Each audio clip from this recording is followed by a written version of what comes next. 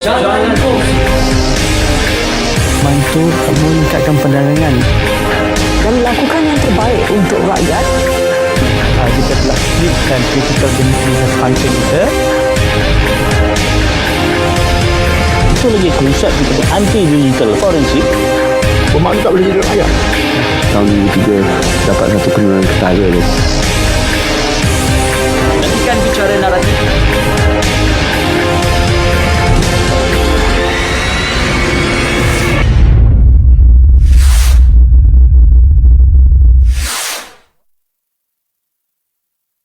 Marilah bersama TV1 menjalani Ramadan kali ini dengan penuh kesabaran. Saya datang untuk praktikal kat sini, Tok. Ni, Mei nak pergi belir kat KL ni. Mak tak tahulah nak cakap apa. Tapi kalau kamu rasa kamu boleh, pulang. Jamil, lain kali kamu jangan bawa budak kampung datang sini. Tak ada mood nak tengok muka dia. Dia rindu kampung kita. Tak sangka ni hadiah terakhir awak untuk saya. Abang Jalil. Ramadan Satu Perjuangan bersama TV1.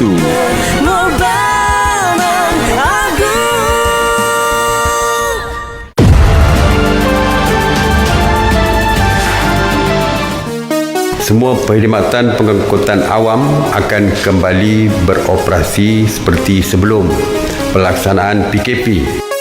Pengguna dan pengendali perkhidmatan pengangkutan awam diingatkan supaya sentiasa mematuhi garis panduan yang telah ditetapkan oleh kerajaan.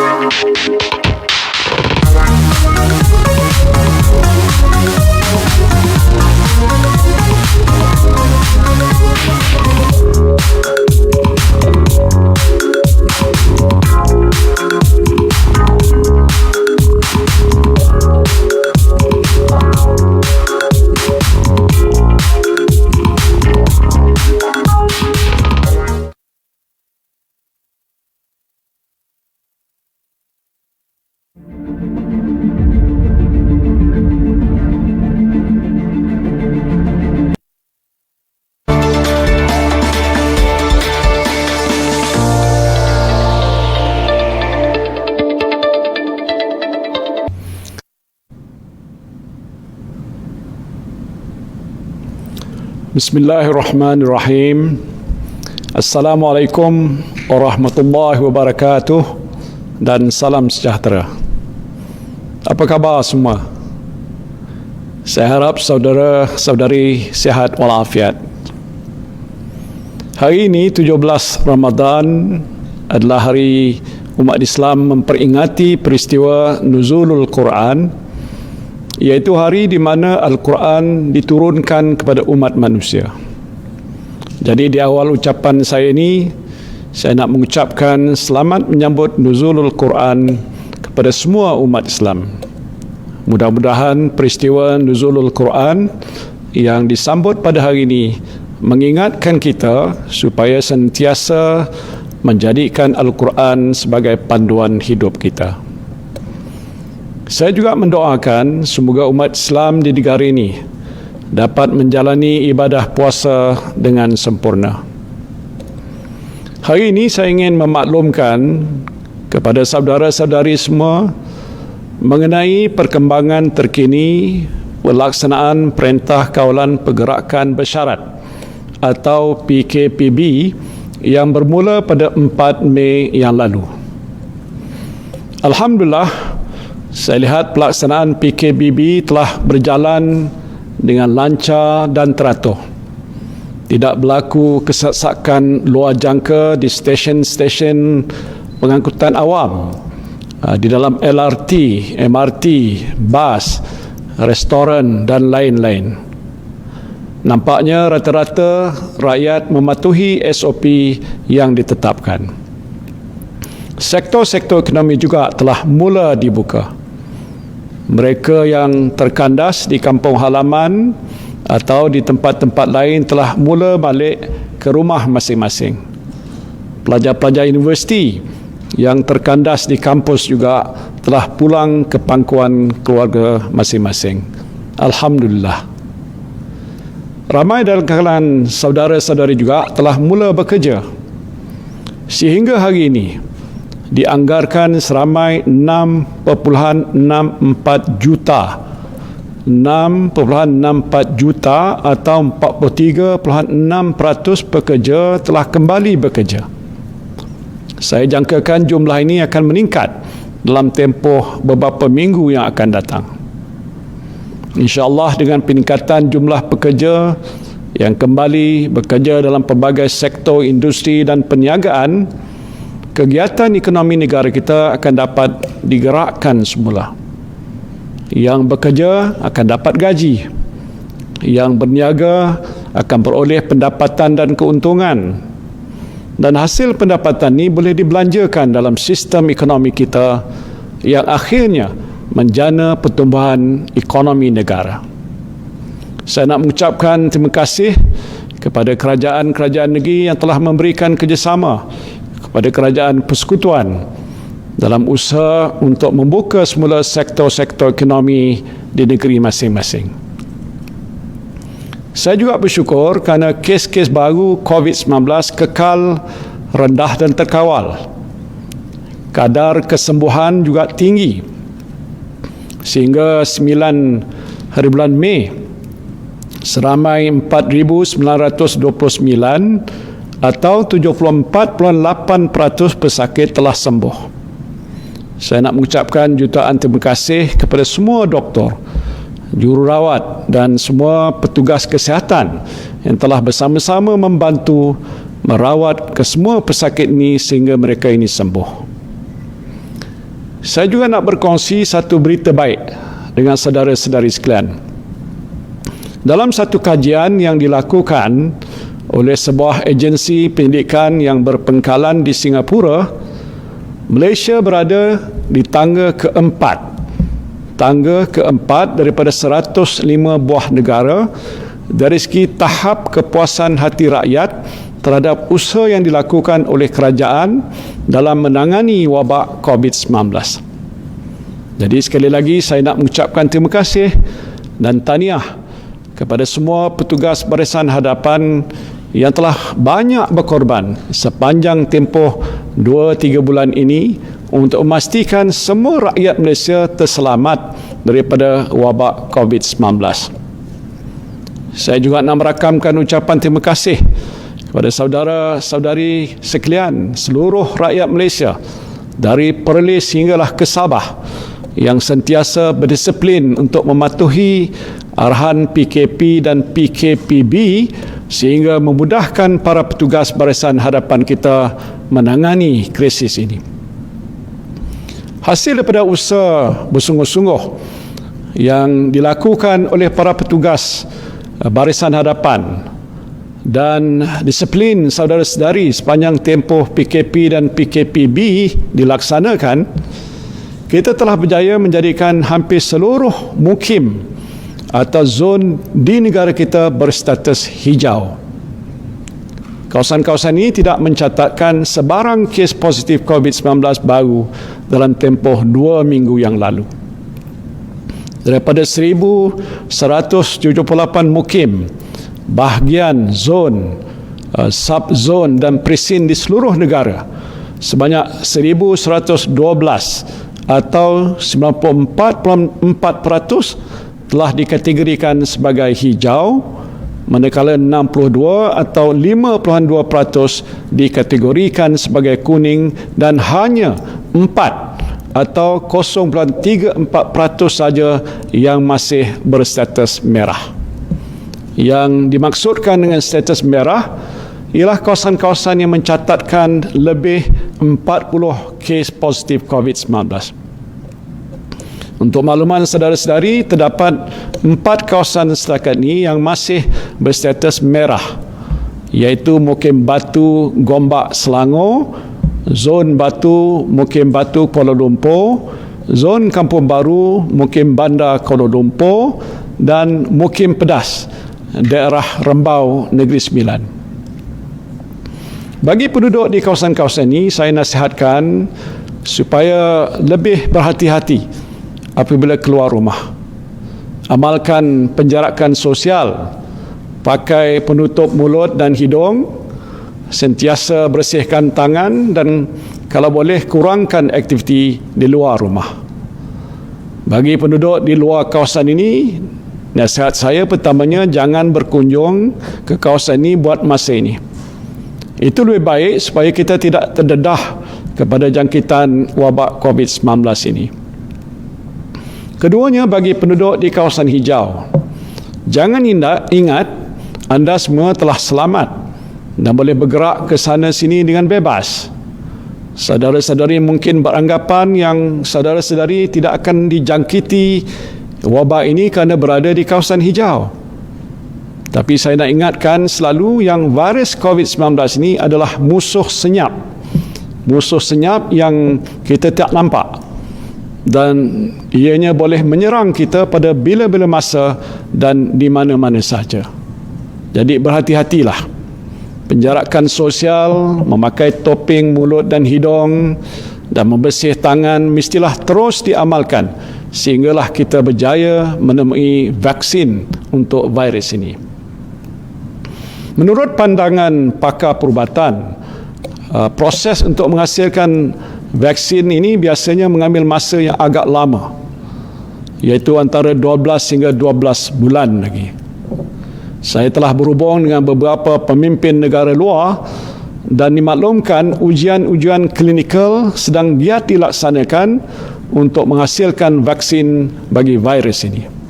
Saya berharap vaksin ini akan dapat dihasilkan seberapa segera supaya kita boleh bebas daripada ancaman COVID-19 dengan secepat mungkin. Saudara-saudari yang saya kasihi sekalian, walaupun kita telah mencapai banyak perkembangan positif dalam usaha memerangi wabak COVID-19 ini, usaha kita masih belum berjaya sepenuhnya. Langkah-langkah masih perlu diambil untuk memerangi wabak ini.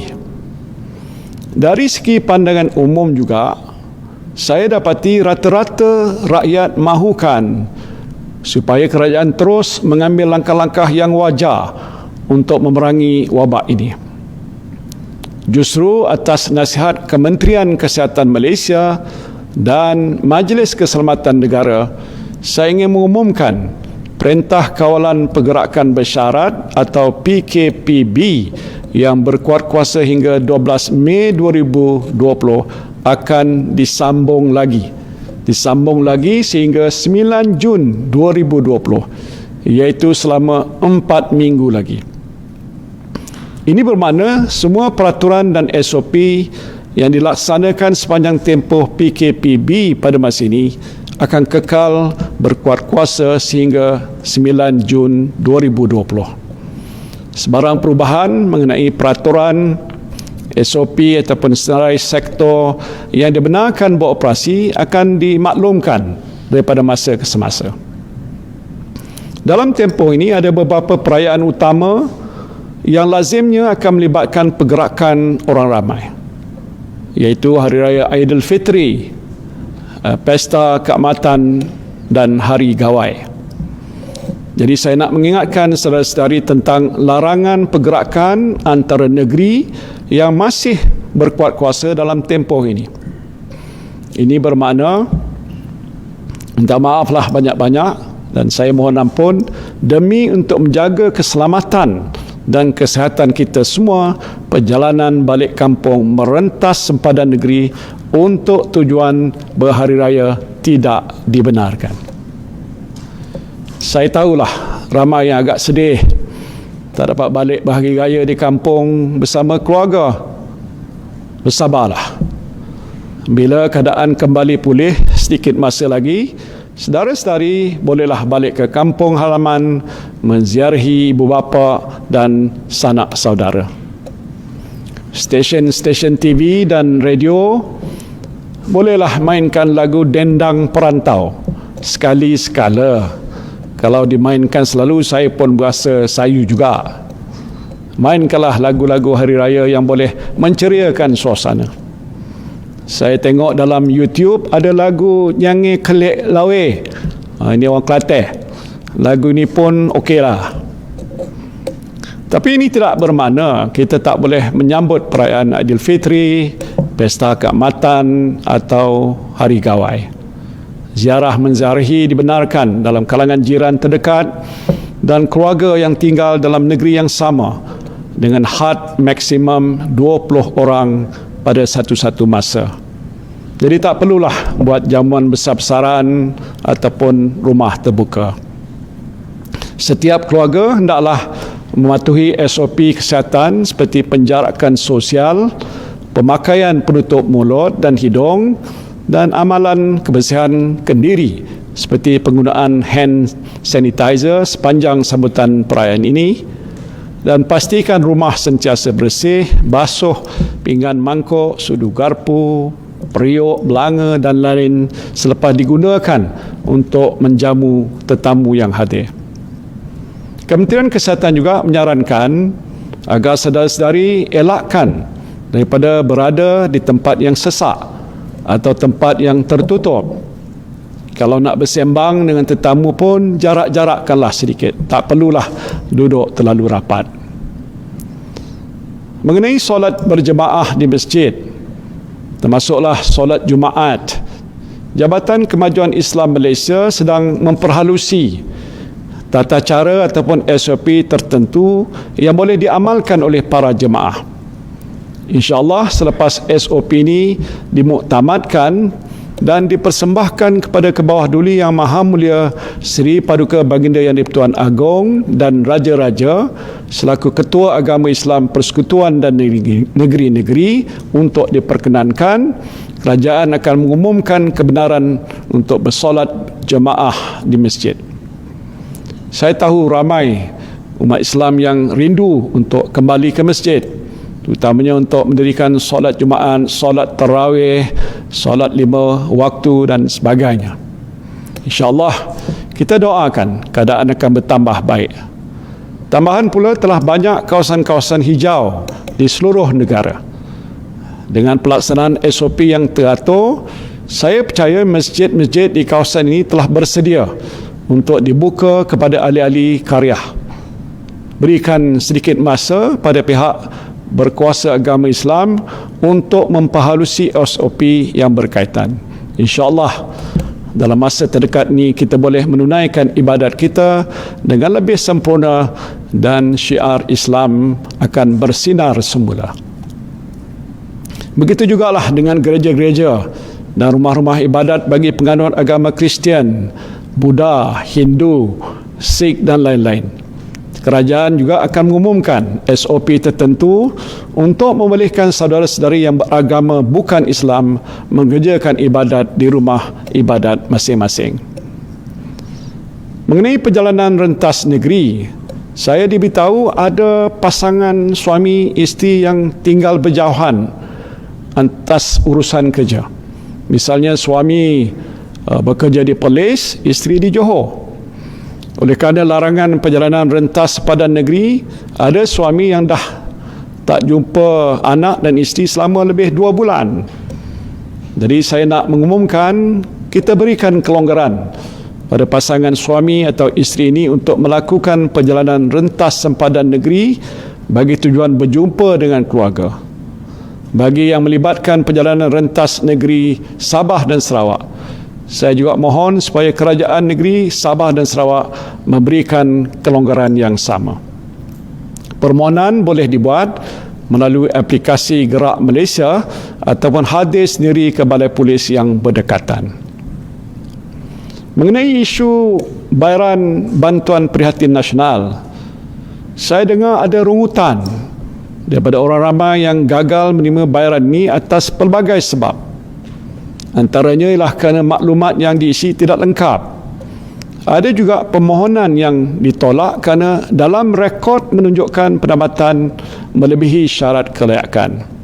Tetapi mereka sebenarnya telah hilang pekerjaan dan hilang sumber pendapatan. Ada juga antara yang mohon adalah pelajar yang telah menerima bantuan BPN bagi kategori pelajar. Jadi permohonan mereka untuk mendapatkan bayaran BPN bagi kategori bujang pastinya ditolak. Ini adalah antara sebab-sebab permohonan ditolak.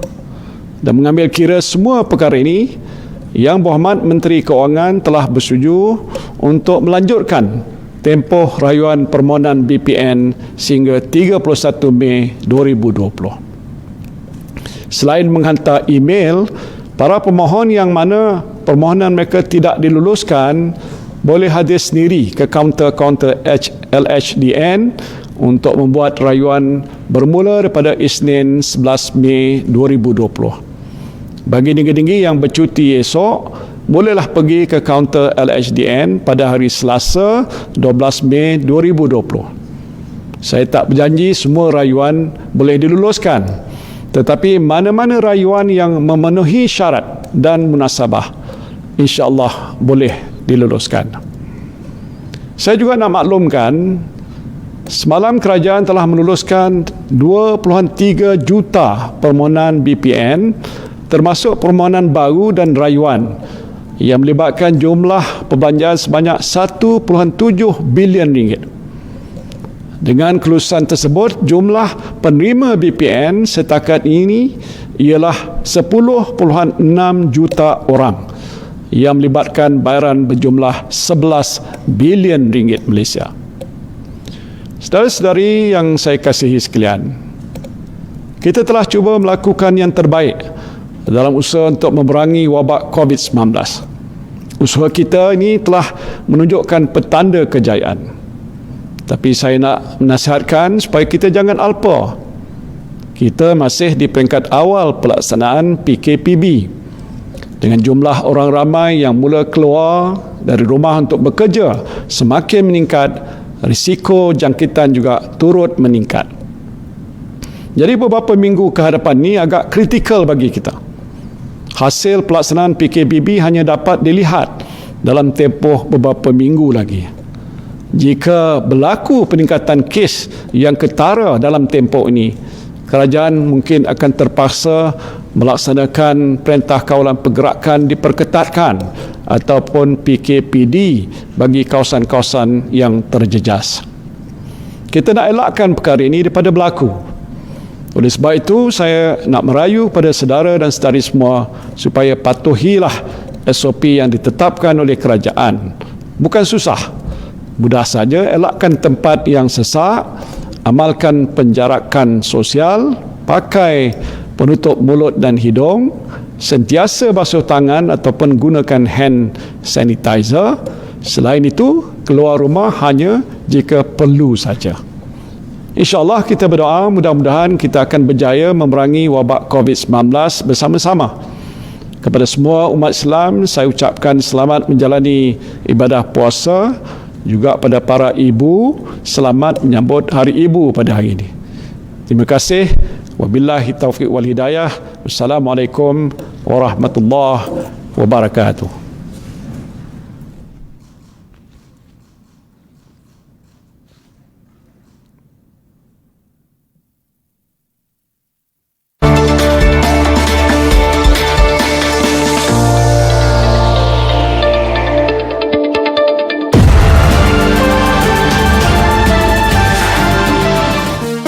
Semua perkhidmatan pengangkutan awam akan kembali beroperasi seperti sebelum.